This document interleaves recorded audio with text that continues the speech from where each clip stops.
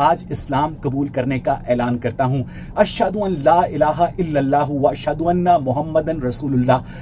خواتین و حضرات، جن دنوں میں ملحد ہوا کرتا تھا اور دن رات مذہب کے خلاف بکواس کیا کرتا تھا، مجھے مغربی قوتوں کی جانب سے اسلام کے خلاف خاص طور پر بولنے کے لیے جو رقم ملا کرتی تھی اسے میں عیاشیوں کے اوپر صرف کیا کرتا تھا۔ لیکن ایک دن میرے فیس بک کے ان باکس میں حیدرآباد سے میر مرتضی بھائی نے ایک ایسا پیغام بھیجا جس نے میری کایا پلٹ دی۔ وہ پیغام کچھ یوں تھا خواتین و حضرات کہ اویس بھائی، آپ کا کہنا ہے کہ اللہ موجود نہیں ہے، میرا ایمان ہے کہ اللہ موجود ہے۔ اب اگر ہم دونوں مر گئے اور اللہ موجود نہ ہوا تو کچھ فرق نہیں پڑے گا، سب کچھ ختم ہو جائے گا، لیکن اگر اللہ موجود ہوا تو پھر فائدے میں کون ہوگا؟ میں تو جنت کے مزے کروں گا اور آپ دوزخ میں جلیں گے۔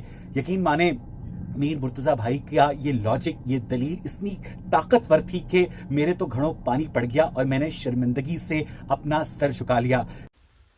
اویس اقبال صاحب، کیا آپ کو ذرا برابر بھی اندازہ ہے آپ انجانے میں کس عظیم سائنسی دماغ کا مذاق اڑا بیٹھے ہیں؟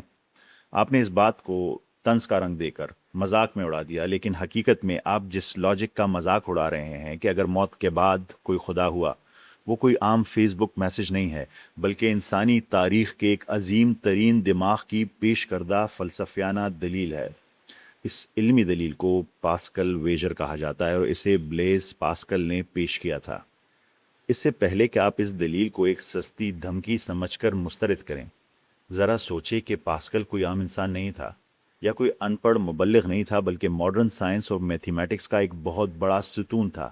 اس نے پروبیبلٹی تھیوری ایجاد کی، بالکل وہی تھیوری جو آج کوانٹم میکینکس اور اکنامکس میں استعمال ہوتی ہے۔ اس نے ہائیڈروسٹیٹکس اور فلوئڈ ڈائنامکس میں اتنی تحقیق کی کہ آج فزکس میں پریشر کا انٹرنیشنل سٹینڈرڈ یونٹ کیا ہے جانتے ہیں ناوے صاحب؟ اسی کے نام پر ہے، یعنی پاسکل، پی اے کہلاتا ہے۔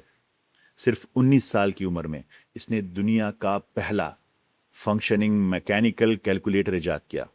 تو جس شخص نے یہ دلیل دی وہ ایک سرٹیفائیڈ جینیس ہے ویسا صاحب۔ اس عظیم سائنسی دماغ نے اپنی زندگی کے گہرے روحانی تجربے کے بعد اپنے ہی میتھمیٹیکل ٹولز کو استعمال کرتے ہوئے تاریخ کی، ہسٹری کی سب سے مشہور دلیل پیش کی، پاسکلز لاجک، جو کہتی ہے کہ ریاضی کے لحاظ سے خدا پر یقین رکھنا سب سے بہترین اور ریشنل کیلکولیشن ہے۔ اگر خدا موجود ہے اور آپ ایمان لے آئے تو آپ سب کچھ جیت گئے، یعنی انفینٹ ریوارڈ، یہ پاسکل کہتے ہیں۔ اور پھر کہتے ہیں اگر خدا نہیں ہے اور آپ ایمان لائے تو آپ کا کچھ خاص نقصان ہوا ہی نہیں، بس ایک فائنائٹ لائف میں آپ نے کچھ اخلاقی پابندیاں برداشت کی۔ اور پھر کہتے ہیں لیکن اگر خدا موجود ہے اور آپ نے تکبر میں آ کر انکار کر دیا تو آپ سب کچھ ہار گئے، یعنی انفینٹ لاس۔ جب پروبیبلٹی کے اصول وضع کرنے والا ایک عظیم سائنسدان، وہ سائنس جس کو آپ اپنا خدا مانتے ہیں، یہ بتاتا ہے کہ خالق کے خلاف شرط لگانا میتھمیٹیکلی سب سے بڑی بیوقوفی ہے، تو اس پر گہرائی سے غور و فکر کرنا بنتا ہے ویسا صاحب۔ اگر آپ یہ بھی مان لیں کہ خدا کے ہونے کا صرف 1% چانس ہے، تب بھی انفینٹ ریوارڈ بمقابلہ انفینٹ لاس کی میتھمیٹکس سے ثابت کرتی ہے کہ ایمان ہی واحد لاجیکل چوائس ہے۔ لوگ اکثر کہتے ہیں کہ ہم مذہب کی پابندیوں میں کیوں رہیں، لیکن منطقی طور پر ایک بلیور اس دنیا میں کھوتا کیا ہے؟ اسلام ہمیں چیریٹی، انسانیت، اچھے اخلاق، نشے سے بچنے، والدین کی خدمت اور ڈسپلن کے ساتھ زندگی گزارنے کا کہتا ہے۔ اگر فرض کریں آخرت نہ بھی ہو، تب بھی ایک سٹرکچرڈ اور اخلاقی زندگی گزارنے سے انسان کو کیا نقصان ہوا؟ ہم روزمرہ کی زندگی میں بھی تو بالکل یہی رسک اسیسمنٹ لاجک استعمال کرتے ہیں۔ ہم رسک اسیسمنٹ کرتے ہیں۔ آپ جب گاڑی میں بیٹھتے ہیں تو آپ سیٹ بیلٹ باندھتے ہیں، حالانکہ حادثے کی جو پروبیبلٹی ہے وہ بہت کم ہوتی ہے، کیونکہ اگر حادثہ ہو جائے تو اس کے کنسیکوینسز بہت بھیانک ہو سکتے ہیں، اس لیے آپ سیٹ بیلٹ باندھ لیتے ہیں۔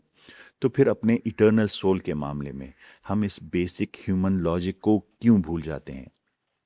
دلچسپ بات یہ ہے کہ اسلام آپ سے اندھے اعتقاد کی ڈیمانڈ بھی نہیں کرتا، بلکہ وہ آپ کو اپنی عقل استعمال کرنے کی دعوت دیتا ہے۔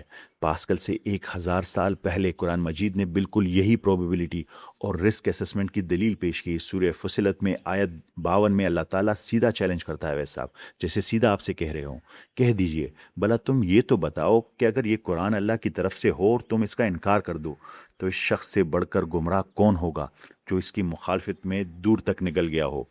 اسی طرح سورہ طور کی آیت نمبر 35 میں پیور ڈیڈکٹیو لاجک استعمال کی گئی ہے۔ وہ کہتی ہے کیا وہ کسی پیدا کرنے والے کے بغیر ہی پیدا ہو گئے ہیں یا وہ خود اپنے خالق ہیں؟ فزکس کا بنیادی اصول ہے ویسا کہ some thing can not come from nothing. Hare cause کا ایفیکٹ ہوتا ہے اور ہر ایفیکٹ کا کاز ہوتا ہے. چونکہ ہم نے خود کو نہیں بنایا لہٰذا ایک خالق کا ہونا صرف ایک میتھمیٹیکل گیمبل نہیں ہے بلکہ ایک لاجیکل نیسیسٹی ہے. اس پوری بحث کو ایک مثال سے سمجھیں. فرض کریں اویس اقبال صاحب ایک ایسے ہوائی جہاز میں ہیں جس کا ایندھن ختم ہو چکا ہے اور وہ گرنے والا ہے.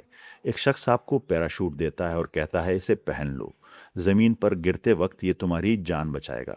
آپ شک میں مبتلا ہو کر کہتے ہیں کہ اس بات کا کیا ثبوت ہے، اور ویسے بھی یہ بڑا بھاری اور انکمفرٹیبل ہے، میں اپنے آخری لمحات سکون سے گزارنا چاہتا ہوں. اب اگر آپ کا شک سچ نکلا تو آپ جہاز سے گرنے سے ویسے ہی مر جائیں گے، لیکن اگر پیراشوٹ دینے والا سچا نکلا تو آپ ایک خوفناک موت مریں گے اور وہ شخص بچ جائے گا.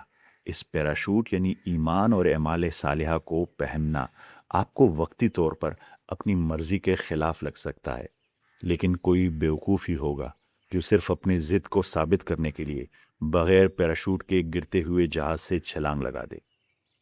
اویس صاحب، طنز کی ڈھال کے پیچھے چھپنا بہت آسان ہے تاکہ انسان کو اس تلخ حقیقت کا سامنا نہ کرنا پڑے. آپ پیغام دینے والے کے انداز کا مذاق اڑا سکتے ہیں لیکن اس آرگومنٹ کے میتھمیٹکس، اس کی لاجک اور اس کے ایٹرنل کنسیکوینسز کو نظر انداز کرنا کوئی بھی انٹلیکچوئل سپیریورٹی نہیں ہے. میرے خیال میں یہ صرف ایک انتہائی گھاٹے کا سودا ہے.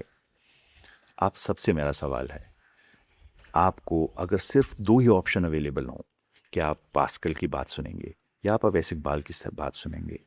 اس میتھمیٹیکل لاجک میں تو وہ تمام لوگ جو ایتھیسٹ ہیں، ایگنوسٹک ہیں یا اسکیپٹیکل بلیورز ہیں، ذرا مجھے بتائیے گا کہ آپ کس کی بات پر زیادہ یقین رکھیں گے. آپ سب کا بہت شکریہ.